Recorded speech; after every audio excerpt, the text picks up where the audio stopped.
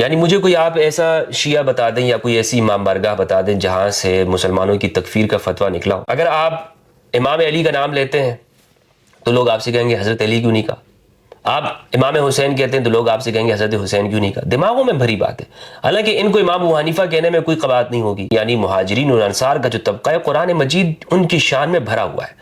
کوئی شخص اگر یہ کہتا ہے کہ صحابہ کرام کی شان میں قرآن کی کوئی آیت نہیں ہے تو اس سے بڑا جھوٹا اور کاذب کون ہوگا؟ قرآن تو صحابہ کی مدح کرتا ہے۔ بسم اللہ والصلاة والسلام علی رسول اللہ وآلہ ومن والاه۔ السلام علیکم ورحمۃ اللہ وبرکاتہ۔ ایک کامن سوال جو کیا جاتا ہے وہ یہ کہ خاص طور پر ہر اس شخص سے کہ جو اتحاد بین المسلمین کی بات کرے، مسلمانوں کے درمیان اتحاد کی بات کرتا ہے، تو اس سے یہ سوال ہوتا ہے کہ جناب آپ اتحاد کی بات کرتے ہیں، دوسری جانب وہ شخص، وہ لوگ جن سے آپ اتحاد کی بات کر رہے ہیں وہ صحابہ کرام کو گالیاں دیتے ہیں، امہات المومنین کو گالیاں دیتے ہیں، تو ان سے اتحاد کیسے ہو سکتا ہے؟ اور پھر یہ کہا جاتا ہے کہ جناب آپ دیکھیں کوئی شخص اگر آپ کو، آپ کی ماں کو گالی دے، آپ کے باپ کو گالی دے، آپ کے بھائی کو گالی دے، تو کیا آپ اس کے ساتھ صلح کریں گے، اس کے ساتھ دوستی کریں گے؟ آپ اس کا منہ نہیں توڑ دیں گے؟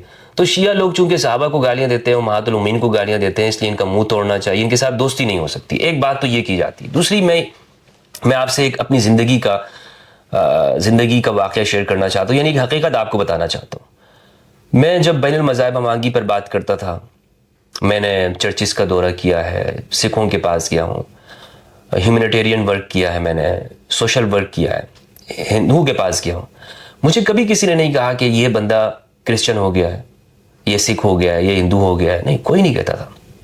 مجھے کوئی مشکل پیش نہیں آئی، کوئی مشکل، ہاں ایک کا دو کا اگر تھوڑی سی مشکلات یہ کہ تنقید تو ضرور ہوتی ہے، اور تنقید لازمی بات ہے کہ آپ جس معاشرے میں رہ رہے ہیں وہاں پر آپ کو اس حوالے سے گفتگو آپ کے بارے میں کی جا سکتی ہے یا تنقید ہوگی۔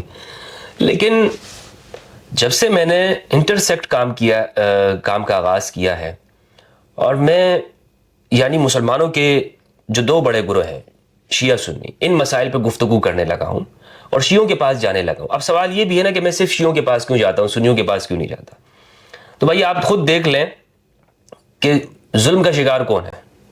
یعنی مجھے کوئی آپ ایسا شیعہ بتا دیں یا کوئی ایسی امام بارگاہ بتا دیں جہاں سے مسلمانوں کی تکفیر کا فتویٰ نکلا ہو، اور یا کوئی شیعوں میں اس طرح کی جماعت موجود ہو، کوئی ایک گروہ ہو جو مسلح جدوجہد کرتا ہو اور وہ یہ کہتا ہو پاکستان میں کہ جناب ہم نے بزور سنیوں کی مسجدوں پر قبضہ کرنا ہے اور ان کو سنی بنانا ہے، یا ریاست پاکستان کے مخالف وہ مسلح جدوجہد کرتا ہو، کارروائی کرتا ہو، ایسا کوئی گروہ آپ کو نہیں ملے گا۔ یا دنیا بھر کی پولیٹکس کو آپ دیکھ لیں، عراق میں یا شام میں کوئی ایسا گروہ ہو کہ جو سنیوں کا قتل عام کرتا ہو اور اس کا کوئی ایویڈنس موجود ہو۔ ہاں آپ یہ کہہ سکتے ہیں کہ جناب شام میں حزب اللہ نے یہ کیا وغیرہ کیا، یا حشد الشعبی نے عراق میں فلاں علاقوں میں جا کر یہ کام کیا، تو وہ یعنی کوئی فرقہ وارانہ بنیادوں کے اوپر نہیں ہے۔ یعنی پاکستان میں آپ دیکھ لیں کہ جس طرح خاص یعنی ناموں سے جماعتیں بنائی گئی، اور ایک عرصہ دراز سے شیعہ جو پڑھے لکھے لوگ ہیں ان کو پکڑا گیا، ان کے بزنس مین لوگوں کو مارا گیا، ان کے ڈاکٹرز کی ٹارگٹ کلنگ کی گئی۔ تو ایسا جو جتھا ہے اگر کسی زمانے میں یہاں پہ بنا بھی ہوگا تو وہ ایک تھوڑے سے دور کے لیے کہ اپنے آپ کو بچانے کے لیے، جہاں تک میں سمجھاؤں۔ لیکن دنیا بھر میں اگر ہم یہ دیکھتے ہیں تو کوئی ایسا کوئی بڑا گروہ نہیں ہے، ان کے اندر ان کے مرجے سے کوئی ایسا فتویٰ نہیں ہے کہ آپ یہ کام کریں۔ اگر کسی نے کیا ہو تو وہ انفرادی طور پر کیا ہوگا، وہ وہاں مرجے سے ہٹ کے کیا ہوگا۔ لیکن ہمارے ہاں آپ دیکھ لیں کہ جو ظلم کا شکار ہونے والے لوگ ہیں، ظلم کا شکار وہ شیعہ رہے ہیں، اور جو لوگ یہ کام کرتے رہے ہیں یعنی مسلح جدوجہد، ٹی ٹی پی کو آپ دیکھ لیں، وہ سنی مکتب فکر سے حنفی ہے اور دیوبندی اسکول آف تھاٹ کو فالو کرتی ہے، اور انہی مدارس کہ وہ لوگ ہیں کہ جو اس میں حصہ لیتے ہیں۔ تو اس طرح کی جتنی بھی مسلح تنظیمیں ہیں ان کا تعلق کہاں سے، یہ آپ کو معلوم ہو جائے گا۔ یہ کوئی فرقہ وارانہ بات میں نہیں کر رہا ہوں، یہ وہ بات میں کر رہا ہوں کہ جو آپ کے سامنے ہر بندہ جان لے گا کہ ہاں بھائی یہ ان کا تعلق کہاں سے، ان کا تعلق کہاں سے، ٹھیک ہے نا۔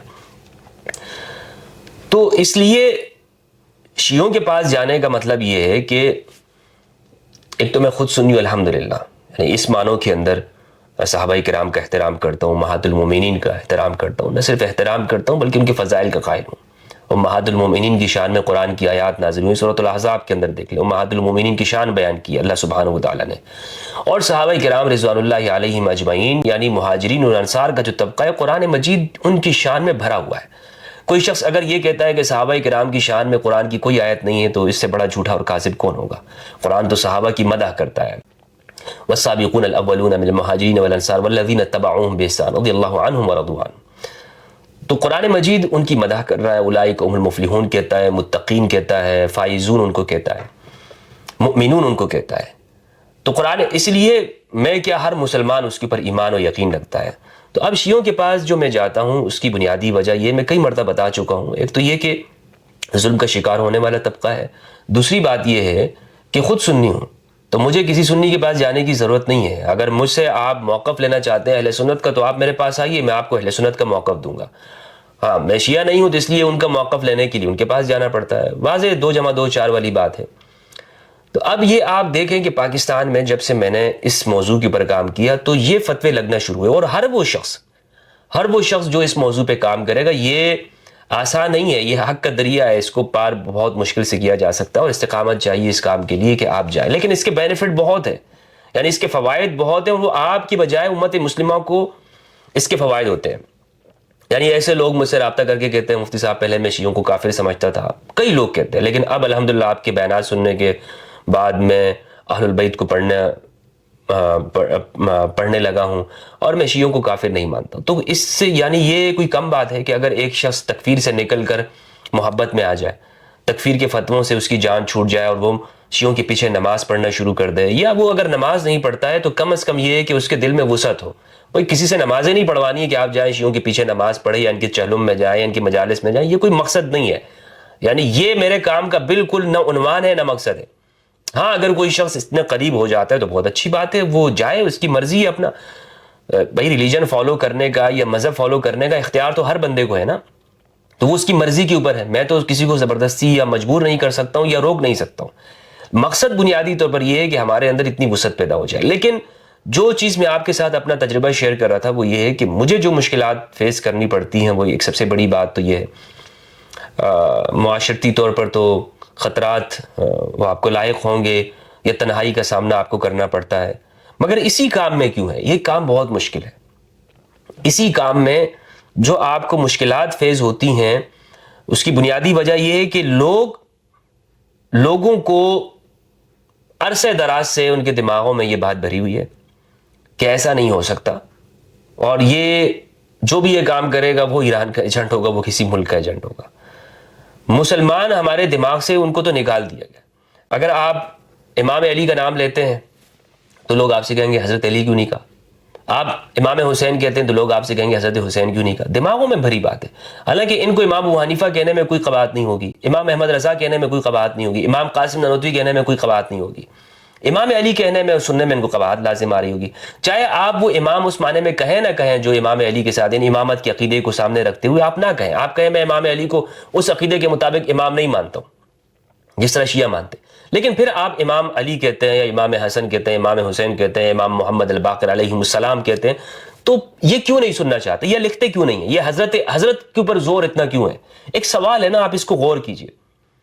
ابو حنیفہ کے متعلق ان کے دماغ میں نہیں آئے گا کہ جناب ان کو ہم مانتے ہیں اس طور پر یا نہیں مانتے، کوئی شخص ان کو امام کے طور پر کہہ رہا ہے یا نہیں کہہ رہا، لیکن امام ابو حنیفہ کہتے ہوئے ان کی زبانیں کوئی مسئلہ نہیں ہے، کانوں کو کوئی پرابلم نہیں ہے، ان کی مسجدوں کو کوئی پرابلم نہیں ہے، ان کے ممبروں کو کوئی پرابلم نہیں ہوتا، صرف علی کو امام کہنے سے یا حسن و حسین علیہ السلام ان کو امام کہنے سے ان کو مسئلہ آ جاتا ہے۔ تو یہ ایک بات ہے سمجھنے کی، اس طرح کی جو چیزیں ہیں، سوالات ہیں، یہ عام بندے کے دماغ میں جب آتی ہیں تو وہ پھر تشیع کا مطالعہ کرتا ہے اور پھر وہ آخر میں جا کے وہ شیعہ ہوتا ہے۔ تو اس لیے یعنی آپ نے ڈبل سٹینڈرڈ قائم کیا نا، آپ نے خود منافقت کی، آپ نے خود لوگوں کو دور کیا اہل بیت سے، خود آپ نے لوگوں کو سنیت سے دور کیا ہے، خود لوگوں کو آپ بدظن کر رہے ہیں۔ پوچھ لیں، ان کی تقریریں سن لیں، یہ امام حسن نہیں کہتے، امام حسین نہیں کہتے، امام علی نہیں کہتے۔ اگر آپ بھی کہنا شروع کر دیں گے، جمعے کا خطبہ پڑھائیں امام صاحب، تو پھر آپ کو پتہ چل جائے گا اب میری بات کتنی سچ ہے، کتنی حقیقت ہے اور کیا نہیں ہے۔ تو یہ وہ سادہ باتیں ہیں کہ جب ان کو ہم سنتے ہیں تو بھائی ہمیں پتہ چلتا ہے کہ حقیقت کیا ہے۔ سادہ باتیں ہیں لیکن معاشرے کی باتیں ہیں، علمی باتیں آپ کو نہیں ہے، یعنی یہ کوئی علم کی گفتگو نہیں ہے. گفتگو صرف یہ ہے کہ میں ان چیزوں پہ کیا فیس کر رہا ہوں، کیا دیکھ رہا ہوں، اور ریکارڈ کرنے کا مقصد یہ کہ آپ لوگوں کو معلوم ہو جائے کہ یہ کوئی آسان کام نہیں ہوتا. اور میں آپ کو حقیقت بتاؤں، جو لوگ یہ سمجھتے ہیں کہ شاید مفتی ہمدرد ویوز کے لیے، شیعوں کو خوش کرنے کے لیے کرتا ہے، آپ یقین جانیں اگر آج میں نے شیعوں کی مخالفت میں بات کرنا شروع کر دیا، آج سے آپ دیکھیں گے میرے اس چینل کے اوپر ملین سبسکرائبر ہوں گے اور لاکھوں ویوز آئیں گے ہر ویڈیو کے اوپر، اگر میں شیعوں کی مخالفت میں بات شروع کر دیتا ہوں. اور میں تو کر سکتا ہوں، میں جھوٹ بنا سکتا ہوں، جھوٹ بول کے کہہ سکتا ہوں جناب میں عراق گیا، وہاں میں نے دیکھا وہاں پہ یہ لوگ سجدے کر رہے ہیں، وہاں پہ یہ لوگ شرک کر رہے تھے، وہاں یہ کر رہے تھے، فلاں کر رہے تھے، شام غریبہ میں یہ لوگ یہ کرتے ہیں وغیرہ. یہ جھوٹ میں بنا کے بول سکتا ہوں جس طرح کے دیگر مولوی بولتے رہتے ہیں، اور وہ تو گئے بھی نہیں ہیں، وہ گئے بھی نہیں ہوتے اور جھوٹ بولتے ہیں. میں تو جا چکا ہوں نا، تو میں آپ کے سامنے بیان کر، آپ دیکھیں گے پھر ویوز کی بھرمار ہوگی یا نہیں ہوگی. جو لوگ کہتے ہیں جناب میں ویوز کے لیے کر رہا ہوں، تو ویوز تو اس طرح حاصل ہوں گے نا، کیونکہ میجورٹی وہ سنی ہے یا شیعہ، میجورٹی سنی ہے دنیا بھر میں، تو زیادہ سننے والے کون ہوں گے. آپ شیعوں کی برائی کرنا شروع کر دیں، دیکھیں آپ کس طرح ویوز آتے ہیں. یہ تو میں ہارمنی میٹھی میٹھی باتیں کر رہا ہوں، لوگ اس کو سنتے ہی نہیں، لوگ کہتے ہیں یار پاگل ہے، لوگ کہتے ہیں یار پاگل ہے، چھوڑو یہ کام ہونے والا نہیں ہے، ویسے ہی یہ بولتا رہے گا. تو ہزاروں چند ہزار ویوز آتے ہیں، زیادہ سے زیادہ لاکھ ویوز آ جاتے ہیں. ہونا یہ چاہیے کہ ہم محبت کے کام کے لیے زیادہ اس کو دیکھتے ہیں، لیکن لوگ نہیں دیکھتے اس طرح کی چیزوں کو زیادہ طور پر. ہاں جھوٹ بکتا ہے یہاں پہ، آپ جھوٹ بولیں، مذہب کے نام پر بولیں، شیعوں کے خلاف بات کریں، دیکھیں گے آپ بھرمار ہوگی. جناب ابو طالب علیہ السلام کے کفر کی بات کریں، سننے والے لاکھوں ہوں گے آپ کو. جتنے بھی مولوی پاپولر ہوئے ہیں پاکستان میں، تو شادیوں کے نام سے ہوئے ہیں، کچھ اس طرح ہیں کہ جو توہین کر کے، امام علی کی توہین کر کے ہوئے. بڑا نام میں ڈاکٹر اسرار صاحب کو نہیں جانتا تھا، لیکن ڈاکٹر اسرار کی مجھے ایک بات یاد ہے کہ ڈاکٹر اسرار صاحب نے امام علی کی توہین کی تھی. میں اس طرح اور بھی نام ہے، چلے میں نام نہیں لیتا ہوں، چھوڑیے. لیکن امام علی علیہ السلام کے حوالے سے ڈاکٹر اسرار صاحب نے، اللہ ان کی مغفرت فرمائے، انہوں نے پھر آگے جا کر بہت اچھی گفتگو بھی کی. یہ میں بات نہیں کر رہا ہوں کہ وہ تھے اس طرح سے ڈاکٹر اسرار صاحب، یا ڈاکٹر اسرار صاحب کوئی مطلب بہت توہین کرنے والے شخص سے نہیں. کہنے کا مقصد یہ ہے کہ کچھ لوگ پاپولر ہی پاکستان میں یا دنیا بھر میں وہ ہوئے ہیں، تو وہ اہل بیت کی توہین کر کے ہوئے ہیں، یا وہ ایکسٹریمزم، ایک ایکسٹریم نقطہ نظر اپنا کر اہل بیت کے بارے میں ہوئے ہیں. اس اعتبار سے نہیں ہوئے کہ میری طرح کوئی شخص محبت کی بات کر کے پاپولر ہو. لوگ محبت کی بات کرنے والے کو تھوڑی پاپولر کرتے ہیں. تو میں یعنی مجھے کون سی شیعوں کی سپورٹ حاصل ہے؟ اگر وہ شیعہ اس معنوں میں ہمدردی کرتے بھی ہیں، میری ویڈیوز دیکھتے ہیں یا کمنٹ کرتے ہیں، تو ان کا بہت شکریہ ہے. کہ میں شیعوں سے بات نہیں کرنا چاہتا، یعنی میں شیعوں کے لیے یہ بات نہیں کر رہا ہوں، شیعوں کو نہیں سنانا چاہ رہا، میں تو اپنے سنی بھائیوں کو سنانا چاہ رہا ہوں کہ ہم سے جو ہمارے اہل بیت کے فضائل چھپائے گئے، یا ہم ابو حنیفہ کو امام کہہ رہے ہیں، مالک کو امام کہتے ہیں، شافعی کو امام کہتے ہیں، احمد بن حنبل کو امام کہتے ہیں، ہماری زبانیں نہیں تھکتی ہیں رحمہم اللہ. لیکن اگر علی کے نام کے آگے علیہ السلام ہم امام علی کہہ دیتے، واللہ باللہ یہ زمین اور آسمان ایک کر دیتے ہیں، یہ عذاب نازل کر دیتے ہیں، یہ عذاب بن جاتے ہیں ہمارے لیے، جینا مشکل کر دیتے ہیں. فتوے آپ کو مسئلہ کے فلاں اور مسئلہ کے فلاں سے نکالیں گے. یہ کیا ہے؟ سوچیں.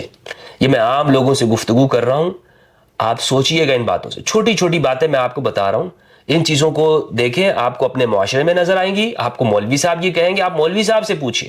حدیث الثقلین تو یعنی ایک علمی بات ہے، اس بات کو اپنے علماء کے سامنے رکھیں نا. علیہ السلام، آپ السلام علیکم ایھا النبی ورحمۃ اللہ وبرکاتہ، السلام علینا وعلی عباد اللہ الصالحین، السلام علینا وعلی عباد اللہ الصالحین.